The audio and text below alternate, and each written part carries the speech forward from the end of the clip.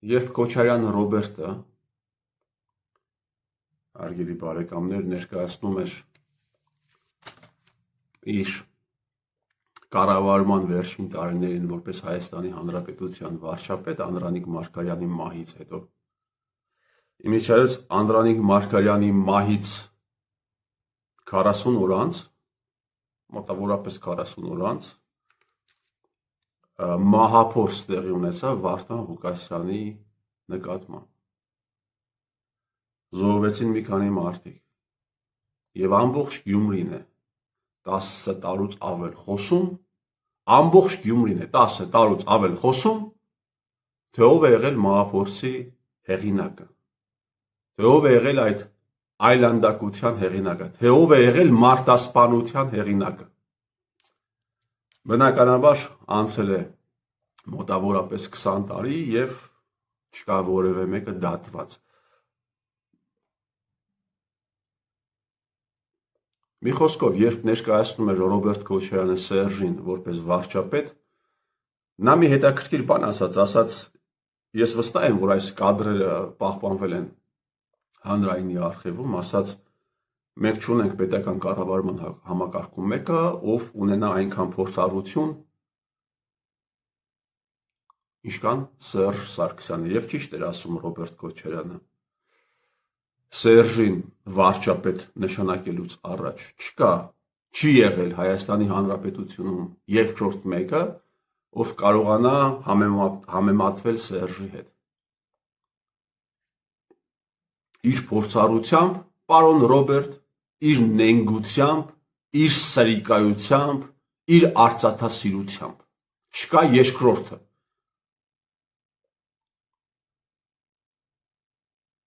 Ռոբերտ Քոչարյանն ասում է միգուցե սխալ է եղել միգուցե չէ սխալ է եղել որ իրավահաջորդ է նշանակել դու ոչ միայն իրավահաջորդ ես նշանակել պարոն Ռոբերտ Քոչարյան Քո կառավարման տարիներին կեղծվել են ընտրությունները, ընդհանրապես Սերժ Սարգսյանը երկու անգամ դարձել է Հայաստանի Հանրապետության նախագահ, երկու անգամ էլ կեղծված ընտրությունների բերումով, 8 թիվ, 13 թիվը ընդհանրապես խայտարակություն էր։ Դու ոչ միայն իրավահաջորդ ես նշանակել, թեպետ կարծում եմ դու այդքան 8 թվականին, 7 թվականին այդքան ուժ չուներ, որ քեզ իրավահաջորդ նշանակեիր Սերժ Սարգսյանը, դա եղել է կարծում եմ, սա ուղղակի ենթադրություն է։ Դա եղել է պարտադրված որոշում, որովհետև Հայաստանի Հանրապետությունում ըստ էության երկիշխանություն էր, բայց դու կարող էիր անել մի բան։ Հայաստանի Հանրապետության համար չես արել։ Դու կարող էիր երաշխիք տալ, որ ընտրությունները կայացնեն արդար եւ ազնիվ։ Պրեզիդենտը ուզենալով հանդերձ, որ հաջորդ պրեզիդենտ լինի Սերժ Սարգսյանը, այնուամենայնիվ պիտի գարանտիաներ տար, որ ընտրությունները անցնելու են արդար եւ ազնիվ, ինչը տեղի չունեցավ։ Եվ որը բերեց հանգեցրեց մարտի 1-յան ողբերգություններին։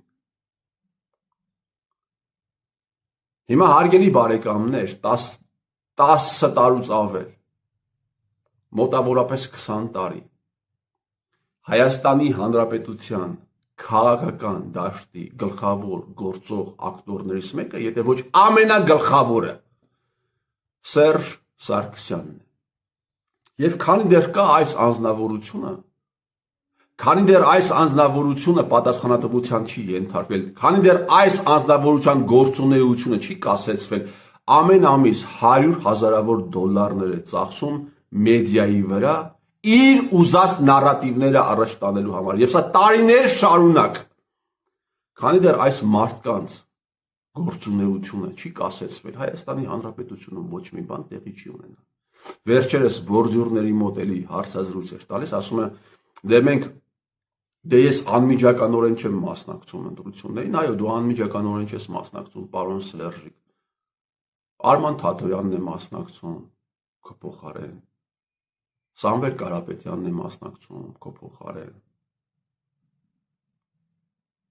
եւ էլի բազմաթիվ, նույնիսկ մի ռադիկալ խոսույթով հանդես եկող ուժ կա, որի ցուցակը նայում էի, միջև վերջերս սարսափում էի։ հրապարակայնորեն Սերժի անունով երթում տվող մարդիկ ցուցակի առաջին տասնյակում էին, երկրորդ տասնյակում էին։ Այդ մարդիկ ո՞նց էին հայտնվել ձեր ցուցակում, պարոն Վարդան Ղուկասյան։ Ղուկասյան Աննա կա, որը ձեր ցուցակում երկրորդ համարն է զբաղեցնում։ Հարցրեք Ղուկասյան Աննային, իր հայրը ինչ գործ է ունեցել Դադիվանքի հետ։ Եվ հարցրեք նաև Հայաստանի Հանրապետության գլխավոր դատախազին։ Քանի միլիոն, քանի տասնյակ միլիոն դրամ է լվացվել Դադիվանքի միջոցով։ Եվ այդ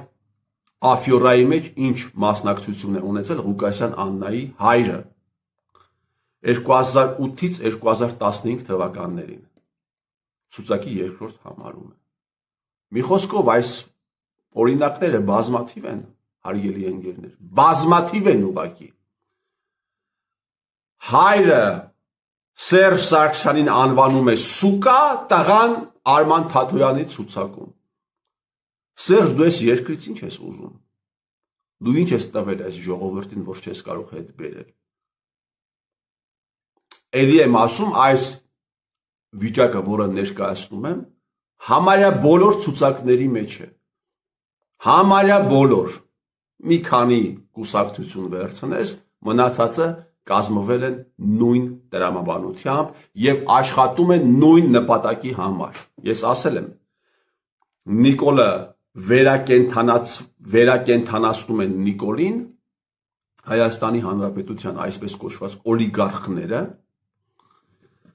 Գագիկ Ծառուկյանը եւ Սամվել Կարապետյանը,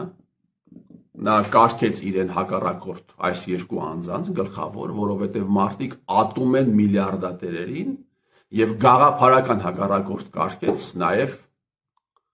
դաշնակներին, որպեսզի կարողանա ժողովրդի վրա վաճառել այդ թեզը, խաղաղության կեղծ թեզը եւ կարողացավ անել։ Վերջերս Ալեն Սիմոնյանը ասում է, դե մենք ոչ մի բան չանենք, ձեզ եթեր տանք հերիք է։ Ճիշտ է ասում։ Հանրայինով հո ինձ եթեր չեն տալու, ձեզ են եթեր տալու,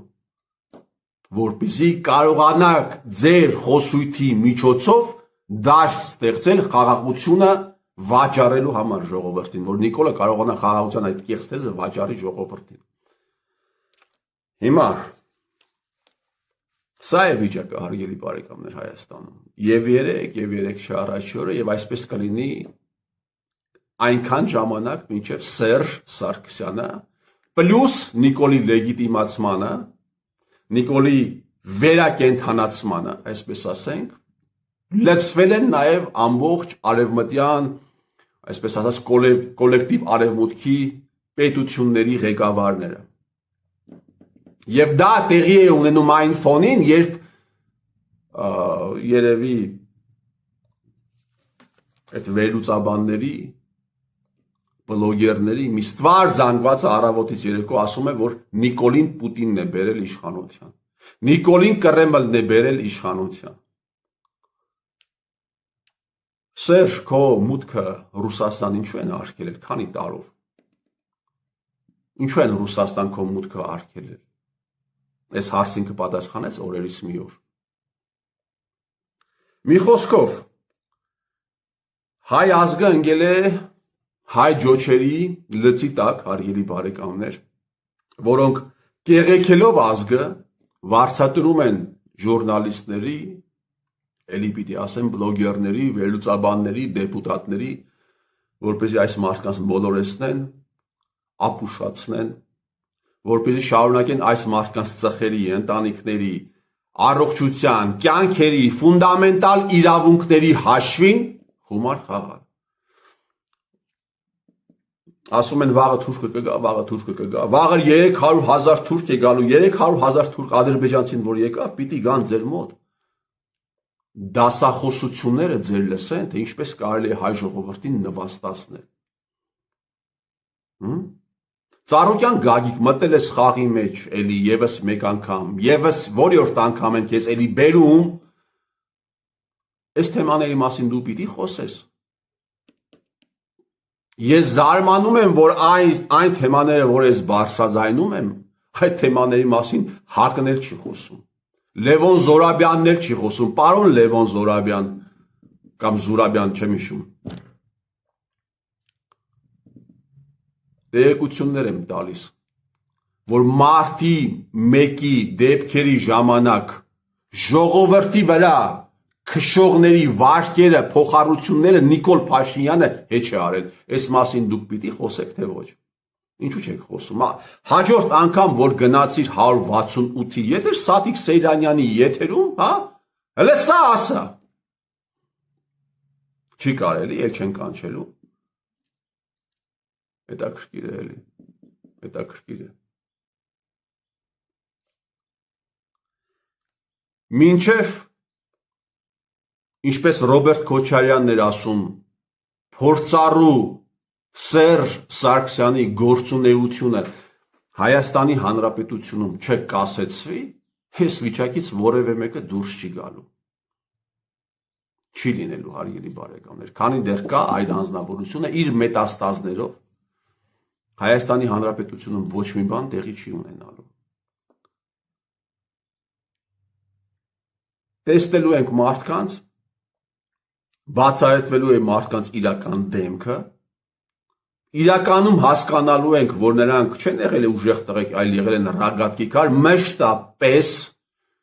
ինչպես որ հիմա է երևում, Սամվել Կարապետյան, ազգի փրկության մասին ես խոսում, դու հասկանում ես, որ ես մտել։ Ինչպես կարող է մեկը խոսի ազգի փրկության մասին, այս ողբերգությունների անդադար շարանը կանխելու մասին, բայց մի բառ անգամ չխոսի այն ամենի մասին, ինչ արել է Սերժը, ինչ անում է Սերժը։ Սամվել Կարապետյան, դու գետինը չես մտնում։ Հետաքրքիր է էլի։ Դու գետինը չես մտնում, քեզ թվում է, այս ֆարսը պիտի շարունակվի անվերջ եւ քեզանից պատասխան չեն պահանջելու։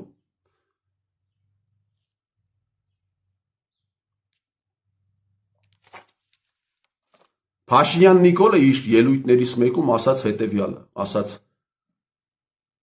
Հայաստանի Հանրապետությունում մարդ կհասնի հաջողության, թե չի հասնի, կախված է նրանից, թե նա քանի անգամ կանցնի Սերժ Սարգսյանի թրիտակով։ Բացարձակ ճշմարտություն, բացարձակ։ Մեկ այլ ազգային անվտանգության ծառայության աշխատակից, երբ հավաքագրում էր ժառանգություն կուսակցության ներկայացուցիչներից մեկում, այսինքն փորձում էր հավաքագրել, ասում էր քո հաջողությունը ամբողջությամբ կախված է նրանից, թե դու ԱԱԾ-ի հետ կհամագործակցես, թե չես համագործակցի։ Չես համագործակցի, բոլոր դռները կփակվեն։ Ես իմ արդեն գիտեմ դա ինչ է նշանակում։ Ես իմ մաշկի վրա եմ դա զգացել։ Ես իմ մաշկի վրա դա զգացել եմ, ես եւ իմ ընտանիքի անդամները։ Սուկաներ։ Իմիջայից այդ անձնավորությունը, որը պիտի անմիջապես դատվեր։ Նաև հասցրեց մի քանի օր Նիկոլ Փաշինյանի աշխատակազմում աշխատել։ Այդքան որ սեր կար Նիկոլի եւ իր միջև։ Այսինքն Հայաստանի Հանրապետությունում հաջողություն ունենալը եւ հաջողություն չունենալը որպես կանոն կախված է եղել նրա հետ այս քաղաքական կոնտեքստով եմ ասում, թե դու համագործակցել ես ԱԱԾ-ի հետ, թե չես համագործակցել ԱԱԾ-ի հետ։ Եվ այս մեծ ողբերգությունը տեղի է ունեցել հայ ժողովրդի հետ, այդ ողբերգության անկյունակարային ամենագլխավոր ստրուկտուրան եղել է ազգային անվտանգության ծառայությունը։ Հայաստանի Հանրապետության ներկայիս ջոչերի ճնշող մեծամասնությունը, հավատացեք ինձ, ազգային անվտանգության ծառայության գործակալներ են, մեկի անունը իմացաք, Արարատ Միրզոյան, Միքայել Մինասյանը հրապարակեց, մեկը չի ասում Վանեցյան Արթուրին, Միքայել Համբարձումյանին, ներկայիս Անդրանիկ Սիմոնյանին, բանին են, Արգիշտիկ Հարամյանին, հեղափոխություն է Հայաստանի Հանրապետությունում տեղի ունենում, Վլադիմիր Գասպարյանի ընկերոջ տղային, Սանիկի տղային նշանակում են ազգային անվտանգության ծառայության տնօրեն։ Էս ինչ ֆոկուս է։ Պարոն Ռոբերտ Քոչարյան, սրա մասին չի կարելի չէ խոսել։ Ես կխոսեմ սրա մասին, դուք կլսեք, բայց ուշադիր եղեք, հանկարծ մատներդ միամիտ լայքի կոճակին չկպնի, խնդիր-մնթիրներ չլինեն, էլի։ Ինչպես ասում էր Ագնեսան, Արթուր ջան, կտրել են քո հարցազրույցի կեսը, որովհետև չէինք ուզում Միքայել Մինասյանի հետ խնդիրներ ունենալ։ Սա է, հարգելի բարեկամներ, Հայաստանի Հանրապետության քաղաքական դաշտավայրը։